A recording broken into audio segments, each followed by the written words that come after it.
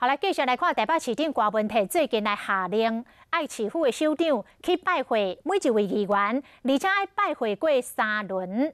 若办活动，一定要邀请议员来参加，他来增加着议员的显光度。结果，互外界来警惕讲，这是咧巴结议员。郭文泰是来澄清讲，这是为着要来改善门前的品质。 台北市立国民体出席台北市创新实验教育成果发表会，年假时骑脚踏车又过去爬山。最近出访以色列了，又要去美国访问。4月份要开议啊，敢无你惊？原来下令局处首长开议前要拜会每一位议员3摆，并且要求局处要提出资源帮助这议员活动。 没有到3次的，拜会议员这本来就应该的嘛。每个议员，你们有什么选区要服务的，你有什么政策？我们是开议之前就问议员说，你有哪些问题需要在议场上要我们回答，让你给我们时间准备。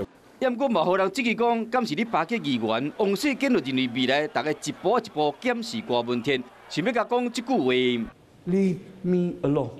而且我们会集体的说 ，Leave us alone。你就放过我们吧。你就让我们静一静，好不好？ 郭文泰最近有真个动作，去看前总统李登辉，后来又搁去看淡水边，感觉不是为着总统大选。你们就在讲说什么拉拢独派的，什么操纵弃保，你买规讲出来那是阴谋论，敢有要选总统？郭文泰进前就讲6月份才问伊，恐惊即摆要你观察，就要等哪个候选人出来了后，才有法度确定。